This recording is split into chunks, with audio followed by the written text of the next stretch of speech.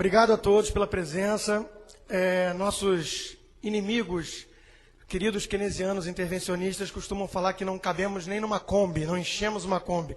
E é muita satisfação que eu vejo que precisa de pelo menos 2 ônibus para encher esse pessoal. Então já estamos progredindo. Quando eu fui convidado para palestrar, a primeira coisa que veio à minha mente é que eu não poderia ter a pretensão de falar muito sobre teoria na presença dos ilustres mestres com quem eu tenho aprendido e ainda tenho muito a aprender. Então eu pensei numa forma de tentar agregar um pouco mais e vou basicamente mostrar dados econômicos mesmo do Brasil, que eu acho que eles podem ter uma visão também um pouco mais completa do que vem acontecendo no país. Há muito otimismo hoje em dia em relação à situação do Brasil perante o resto do mundo, e recentemente teve um artigo do Wall Street Journal, da Mary O'Grady, falando para conter um pouco essa empolgação com o Brasil. E os argumentos dela são basicamente na linha que eu vou usar aqui, né? Há muita falácia nessa ideia de que o Brasil está saindo bem da crise por causa das intervenções anticíclicas do governo. E o que eu pretendo mostrar é que não há nada disso, não são políticas anticíclicas, coisa alguma, são, muito pelo contrário, uma tendência de algum tempo já de crescimento excessivo da intervenção e do papel do governo na economia, que está plantando as sementes do que vão ser as crises futuras. Eu costumo dizer que a escola austríaca não é tão boa assim em termos de timing de mercado. Então, mapeia, faz o diagnóstico correto e não sabe exatamente quando que vai explodir o bust depois do boom artificial criado. E pode ser 2, 3 ou 5 anos à frente, eu não sei dizer. O que eu sei é que o governo está plantando uma bomba relógio que não vai dar certo, não é um modelo de crescimento sustentável que está sendo implantado no país. Então nós vamos ver alguns números, alguns dados que tentam corroborar com essa visão. Como é que eu coloco isso aqui? Já está? Tá. Funciona? Tá. Bom, vou passar um pouco rápido por alguns para depois a gente focar nos mais importantes. Mas nós vemos que a base monetária e a expansão de moeda no Brasil vem com uma trajetória de crescimento absurda. Lembrando que para a escola austríaca, a inflação não é o que comumente é usado na mídia, na imprensa, né? A inflação que as pessoas consideram como inflação, aumento de nível de preços, ela é uma consequência da verdadeira inflação. Esta, sim, uma emissão descontrolada de moeda por parte do Banco Central. O M4, dinheiro não tem carimbo. Quando o governo expande a base monetária e os bancos, com sistema de reserva fracionária, expandem crédito de forma abusiva, esse dinheiro não tem carimbo. Então, muitas vezes, ele demora a bater no nível de preços finais do consumidor. E o que nós vemos como o próprio Mises explicou, né, esse aumento de base monetária e crédito, ele não vamos supor que uma fada madrinha dobrasse a quantidade de dinheiro de todo mundo aqui hoje. Né? A ideia de que o nível de preço geral na economia ia dobrar na mesma forma, na mesma proporção no dia seguinte, é totalmente falaciosa. A inflação não é isso. A inflação é um processo que os primeiros que recebem esse dinheiro são os mais beneficiados. Isso altera toda a cadeia produtiva, o ciclo econômico é todo alterado por essa intervenção do governo. Então, os últimos a receberem os efeitos dessa emissão de moeda barra crédito são os que pagam a conta. E os primeiros são os beneficiados. Por exemplo, o governo vai fazer guerra, ele vai lá, emite moeda e compra armamento. A indústria de armamento vai se beneficiar dessa inflação e quando esse aumento de moeda sem a contrapartida do aumento de produtividade e poupança, quando isso chegar nos preços finais, então o consumidor final vai ter pago a conta.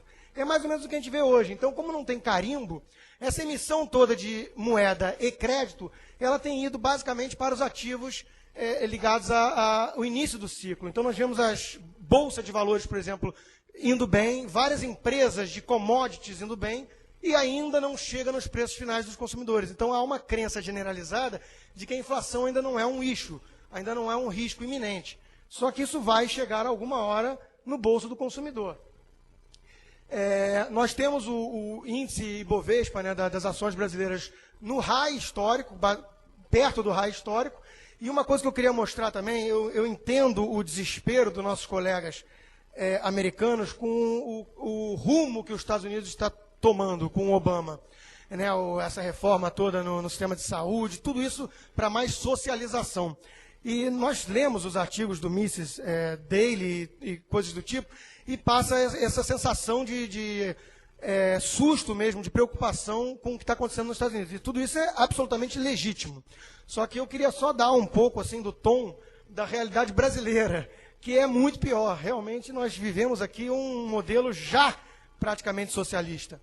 E como um dos exemplos para isso, nós vemos que as empresas estatais dentro do Ibovespa já são quase 1/4 do total da capitalização de mercado. E empresas ligadas a commodities, metade. Então, quer dizer, nós temos, de fato, uma dinâmica de economia brasileira que não é tão saudável assim. Com raras exceções, há, sim, um acesso hoje a mercado de capitais interessante. Nós temos a figura aqui ilustre do Salim Mata, da Localiza, que é um exemplo heróico disso no Brasil. Nós temos algumas empresas que conseguem isso, mas nós sabemos como é proibitivo o custo da legalidade no Brasil, como a burocracia é asfixiante, como a carga tributária escandinava é perversa e coisas do tipo. Então, o Brasil acaba concentrando suas empresas na mão de governo ou empresas que vendem commodities para fora, aí, pegando o boom da China e coisas do tipo. Não há, de fato, um dinamismo capitalista de livre mercado no país. Dívida pública crescente de forma assustadora, já passa de R$1,5 trilhão de reais. E aqui também tem uma pegadinha, né? O governo descobriu uma forma de ilusão contábil que as agências de risco e coisas do tipo olham muito dívida líquida. Então, o governo fica expandindo agora a dívida bruta de forma assustadora e financia, por exemplo, capitaliza o BNDES através do Tesouro. A dívida líquida não muda muito e a gente sabe que isso não é sustentável. Então, o BNDES já teve 180 bilhões de reais de aporte do Tesouro nos últimos meses e vai ter mais 100 bilhões agora. 280 bilhões de reais que o governo emite através do Tesouro e repassa para o BNDES. Nós vamos ver um pouco à frente, mas só lembrando que o BNDES repassa esses desembolsos para 85% deles para grandes empresas, ou seja, uma concentração, uma simbiose entre governo e grandes empresários que assusta. Né? Nós sabemos que esse modelo tem nome, fascismo. Bom, o governo tem déficit crescente, esse foco no superávit primário também não deixa de ser uma ilusão. O nome do meu livro é Economia do Indivíduo, e eu acho que o grande legado de Mises é realmente esse foco na ação humana. Eu gosto muito de abstração do tipo de Robinson Crusoe, para você entender como é que funcionaria um indivíduo, depois você acrescenta sexta-feira e vai vendo como é que é o dinamismo de uma economia com trocas voluntárias. O problema é que o governo ele ignora isso, ele faz coisas e as pessoas acreditam que ele representa uma coisa extra, né, uma entidade quase que marciana, e esquece que no fundo estão pessoas, indivíduos por trás. Então qualquer indivíduo na sua família, na sua casa, saberia que ele tem uma fonte de renda e uma fonte de despesa. Se ele gasta mais do que ele paga, ele vai ter problemas inevitáveis à frente. O governo parece pensar diferente. Né? Quer dizer, ele cria essa magia do superávit primário e esquece que ele tem dívida, ele tem estoque de dívida que ele precisa honrar. Né? A solução não é o calote. Então, ele vai apresentando déficits nominais crescentes e fingindo que está tudo muito bem porque ele tem um superávit primário, ignorando que ele tem um estoque de dívida, como eu acabei de mostrar, de mais de R$1,5 trilhão de reais, e crescente. O crédito no país também vem crescendo de forma impressionante. Fato, e há um contra-argumento aí para o pessimismo que eu vou mostrar, é fato que vem de uma base muito baixa. Só que o crescimento na margem tem sido espantoso. Então nós temos um crescimento anual aí de mais de 20% desde 2004, no total de operações de crédito, e o mais preocupante, tudo concentrado no governo. O crédito público sobre o PIB saiu de menos de 12% em 2008 e já está chegando a 20%, concentrado em 3 bancos públicos, Caixa Econômica Federal, Banco do Brasil e BNDES. Ora, no Manifesto Comunista de Marx, um dos 10 itens que ele recomenda para se chegar ao socialismo é a concentração de crédito na mão do governo.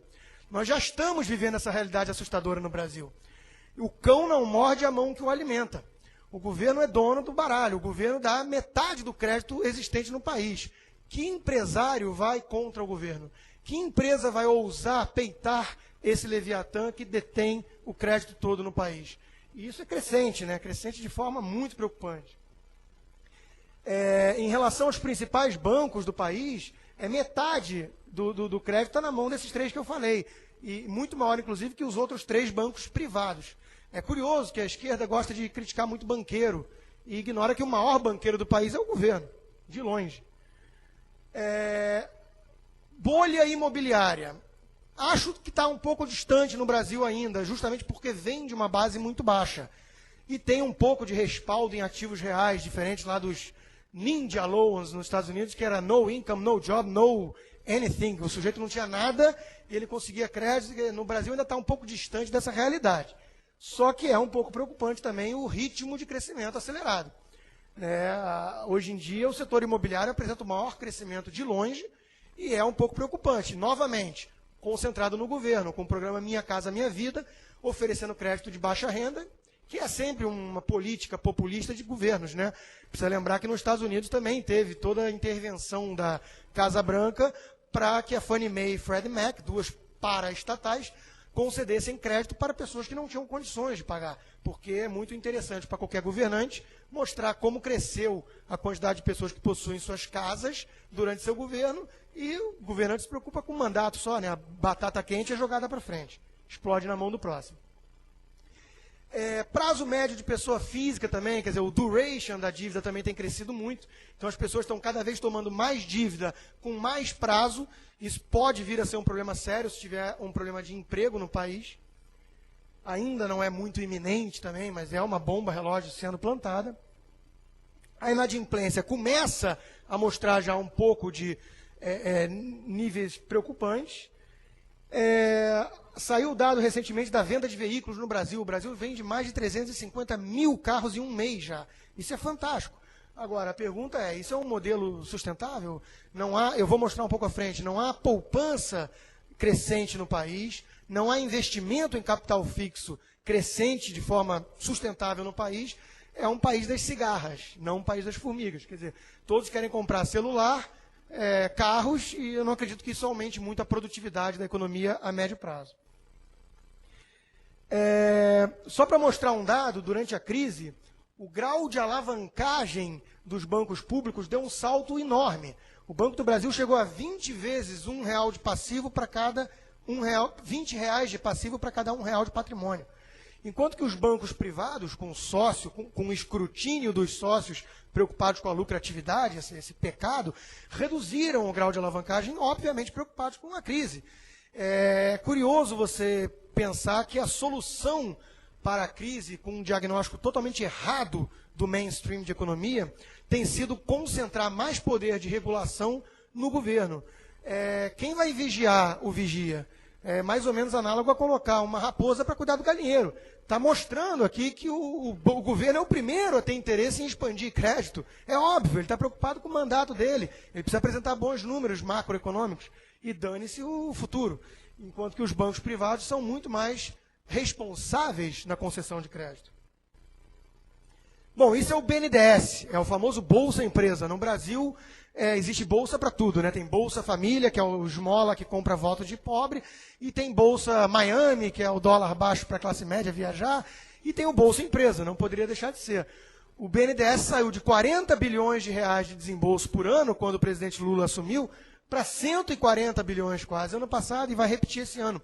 Medida anticíclica? Né? Isso é medida anticíclica? Alguém acredita que a economia retomando, o que já está acontecendo, o BNDES vai pisar no freio forte? Anticíclico, até onde eu entendo, é dos dois lados. Né? Mas os keynesianos entendem anticíclico só quando tem crise. Aí eles justificam a gastança do governo. Quando vem a bonança da economia, aí dane-se. Aí eles esquecem do termo anticíclico. Isso aqui, como eu disse, é 85% direcionado a grandes empresas. Empresas que não precisam, empresas que têm o capital livre para se capitalizar, como, por exemplo, a Petrobras, a maior empresa do Brasil. E o BNDES repassa 20 bilhões de reais do nosso bolso para a Petrobras.